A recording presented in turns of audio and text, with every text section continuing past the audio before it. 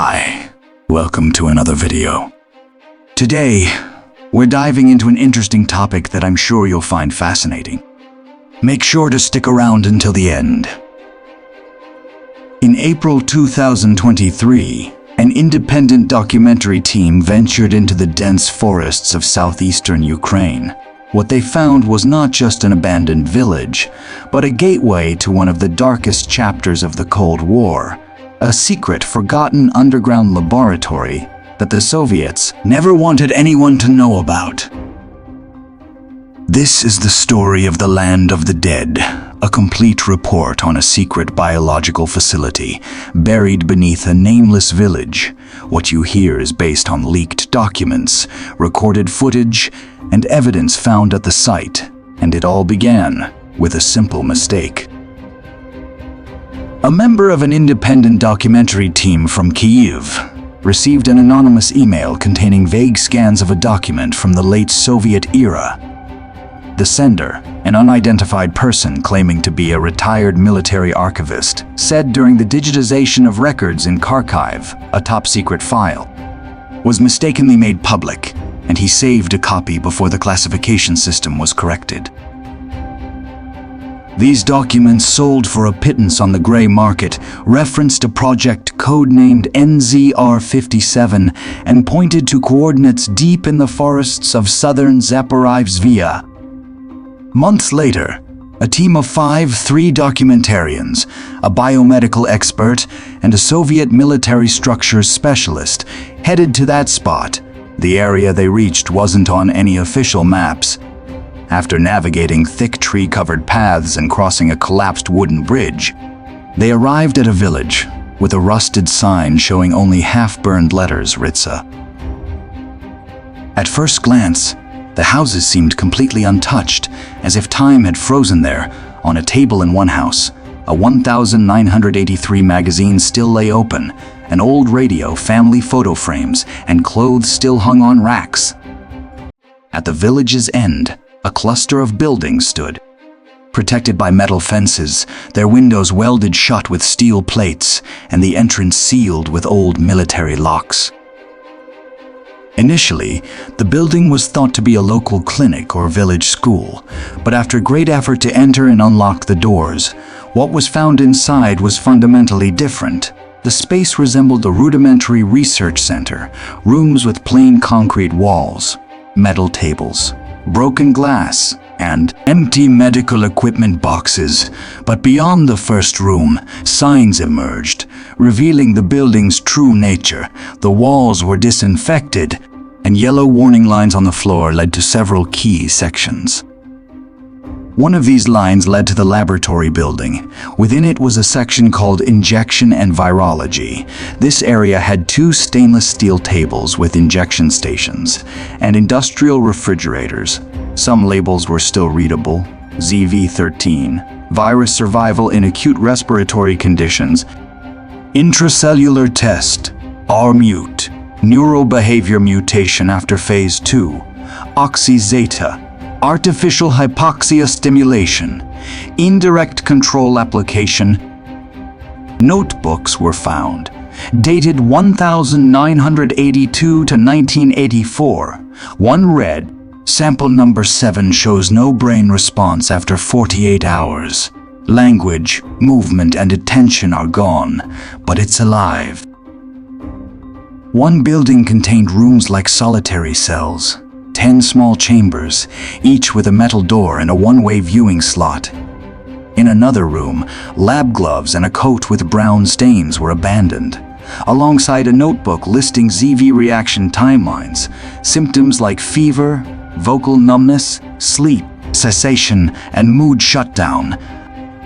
Another building seemed to be the archive section.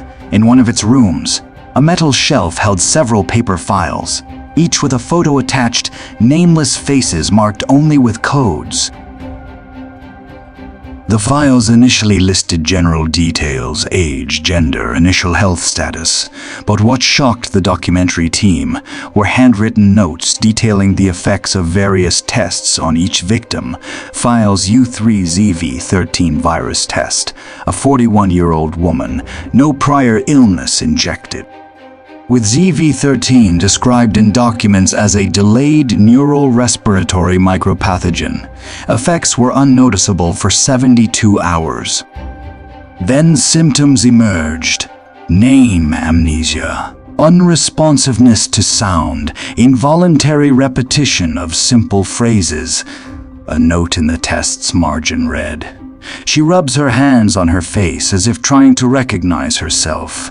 Doesn't know her name, but whispers the word home. File Su5 combined oxyzeta and audio stimulus test. A man around 30, likely a former soldier here. Oxyzeta virus was used with constant audio stimulation. Results: slowed reaction to light, impaired depth perception, sleepwalking-like behavior while awake. A video recovered from a magnetic tape by a team member showed this man staring at a wall for 32 minutes, then suddenly saying, "They left, but I'm still here," before falling silent again. File Su8R mute virus test. A 17-year-old teenager. One of the more painful cases, R-mute was meant to test psychological behavioral effects. Recorded symptoms: complete verbal disconnection, motor isolation, severe aggression after physical contact. File Zu11. Third stage injection failed. One of the few reported test failures.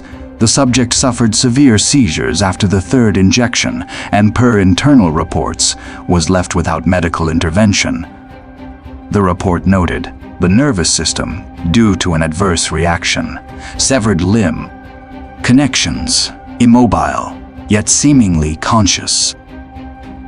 It's emphasized that no medical consent forms or evidence of voluntary participation were found. All signs point to experiments conducted under forced conditions. Names were erased, dates manipulated. But among the papers, evidence emerges of attempts to create military-grade viruses with no regard for humanity. Another building housed command and recording rooms, equipped with analog monitors, audio recorders, and dozens of magnetic tapes. On the control desk, a printed checklist listed tasks like recording motor disorders, monitoring eye responses, and installing emergency oxygen masks. No bodies were found, but written reports indicated at least 14 people were used as human test subjects. Names erased, identified only by coded numbers. 400 meters south of the village, a rusted fence enclosed an area. A local team member said it was the old village cemetery, burial ground for past generations before abandonment. Entry required passing through dry bushes and grass. Most graves had broken wooden crosses or simple tombstones inscribed with names, birth, and death dates in Russian or Kazakh. But at the cemetery's far end, something caught the team's attention.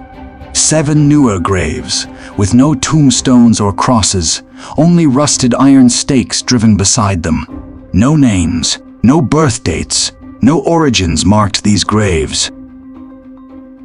Archive documents mentioned relocating villagers to new settlements, a 1978 local report in Russian.